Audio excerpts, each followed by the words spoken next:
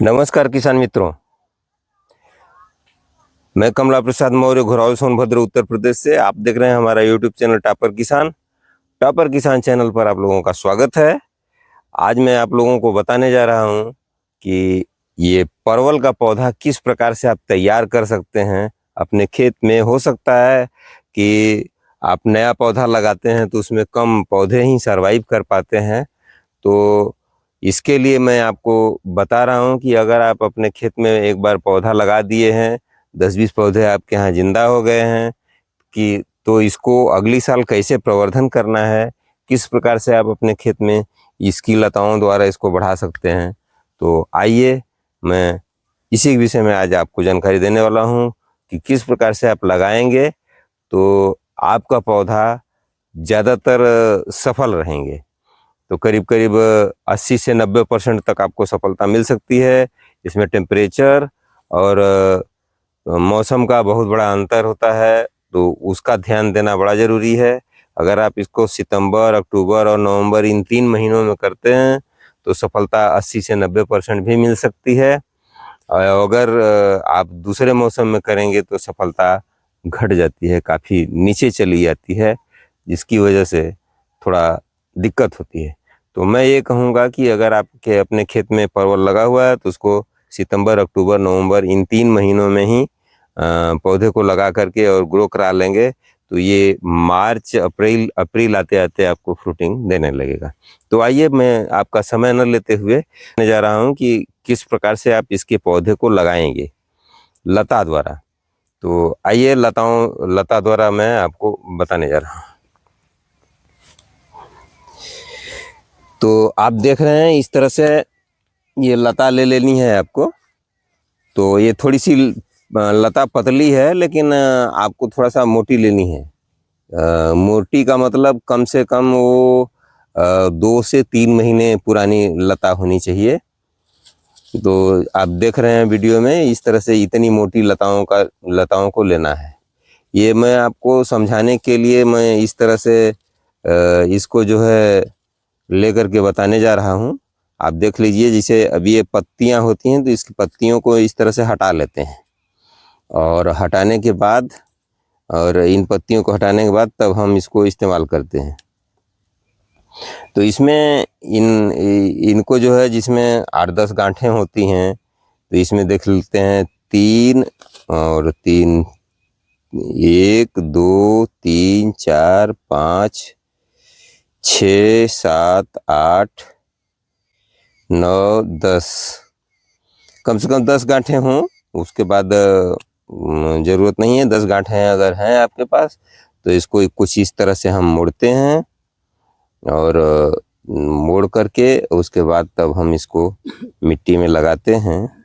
तो जब इसको हम मोड़ते हैं तो इस बात का ध्यान देना बहुत ज़रूरी होता है कि इसकी जो दोनों तरफ से ये कटिंग होती है, इन कटिंगों को आपको ध्यान देना है कि ये कटिंगें जो है लगभग एक साथ मिल जाएं। और जब एक साथ मिल जाएंगी तो इसका फ़ायदा ये होता है कि इनको हम अपनी इच्छा अनुसार कर सकते हैं।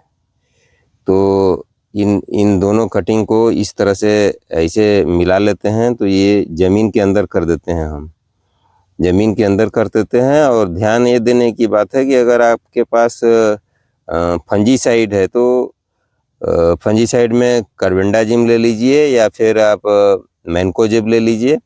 इनमें से कोई भी दवा अगर मिल जाती है तो इसको 1 लीटर पानी में लगभग 3 ग्राम दवाई मिला करके घोल बना लें, और उसमें इस लता को भिगो करके और निकाल लें।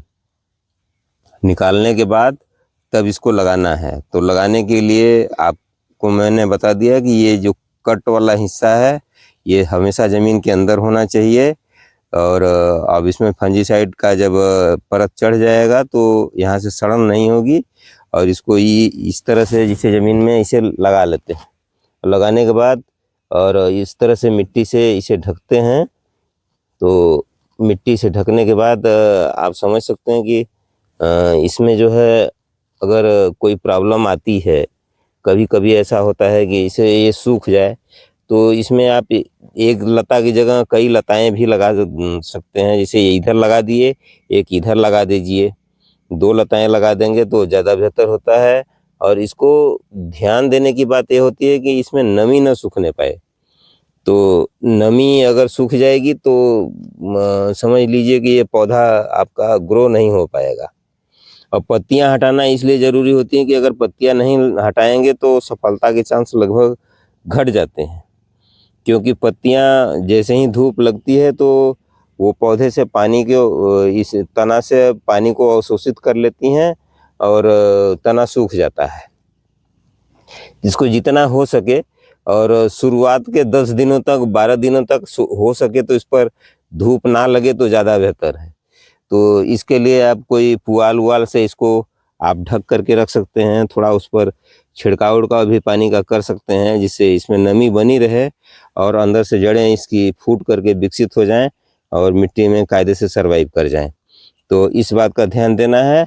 और ऐसे जैसे ही आप इसका प्रयोग करेंगे तो ये करीब करीब 15 से 20 दिन बाद इनमें से ये जो गांठें हैं ऊपर, तो ये गांठें आप देख रहे हैं 1 2 3 4 गांठें हैं, 3-4 गांठें ऊपर हैं और बकिया 5-6 गांठें यहाँ अंदर हो गई ज़मीन के। तो इन 3-4 गांठों में से ही फुटान शुरू हो जाती है और फिर आपका पौधा ये तैयार हो जाता है। तो आप इस तरह से परवल का पौधा अगर आप लगाएंगे, ध्यान देना है कि नमी बनी रहे लेकिन पानी इसके जड़ के पास नहीं लगना चाहिए। और इस तरह से इसको थोड़ा ऊंचा भी कर लेते हैं और मिट्टी से इसको अधिकतम ढक लेते हैं। थोड़ा बहुत खाली रखना है और इस पर पुआल उवाल से हल्के खरपतवार से इसको ढक करके रखना है, जिससे धूप का असर कम से कम हो। और अगर धूप लगेगी तो ये लताएं सूख जाएंगी। इसको मोटी लताओं के रूप में आपको लेना है और लगा करके इस तरह से अगर आप सर्वाइव करेंगे तो करीब करीब 1 महीने के अंदर ही ये पौधा जर्मिनेट हो जाता है। और जर्मिनेट होने के बाद आपको पौधा तैयार मिल जाता है। तो इस प्रकार आप करके मतलब इसमें किसी भी प्रकार का केमिकल या कुछ भी लगाने की ज़रूरत नहीं है। बस सिर्फ एक बार लताओं को शोधित कर लीजिए और उसके बाद आप इसको लगा सकते हैं। तो अगर आप और अच्छा चाहते हैं तो इसमें जो है रूटिंग हार्मोन को भी उसी तरह से जैसे फंजीसाइड से ट्रीट किए हैं, वैसे ही रूटिंग हार्मोन से भी इसको ट्रीट करके अगर लगाएंगे तो जड़ों का विकास थोड़ा जल्दी हो जाता है और आपका पौधा जल्दी विकास करता है। तो रूटिंग हार्मोन बाज़ार में आराम से मिल जाता है। और अगर रूटिंग हार्मोन नहीं मिलता है तो आप एलोवेरा का जेल ले सकते हैं, जो गांव देहात में आराम से मिल जाता है। और उस जेल को इसमें लपेट करके मतलब एक बार जेल जो है इस पूरे तना में लगा देते हैं, उसके बाद तब इसको लगाते हैं तो सफलता के चांस बढ़ जाते हैं। इस प्रकार से अगर आप परवल का पौधा तैयार करते हैं तो आपका परवल का पौधा निश्चित रूप से तैयार हो जाता है और आपको अच्छी सफलता मिलती है। और जो आपके पास कम परवल के पौधे हैं उन्हीं पौधों के तना से, उनकी लता से आप बड़े पैमाने पर परवल लगा सकते हैं और उसका लाभ आप ले सकते हैं। अगर आप हमारे चैनल पर नए हैं तो चैनल को सब्सक्राइब कर लीजिएगा। अगर आज की यह वीडियो आपको अच्छी लगी तो वीडियो को लाइक कर दीजिएगा। साथ में अन्य किसान भाइयों तथा साथी मित्रों में इस वीडियो को शेयर जरूर कीजिएगा। और अगर मुझे आप फेसबुक पेज पर देख रहे हैं तो टॉपर किसान फेसबुक पेज को फॉलो कीजिएगा और लाइक कीजिएगा। तो आज का वीडियो यहीं तक। अगले वीडियो में फिर आप लोगों से मुलाकात होगी। तब तक के लिए आप हमको आज्ञा दीजिए। नमस्कार, धन्यवाद। जय जवान, जय किसान, जय विज्ञान।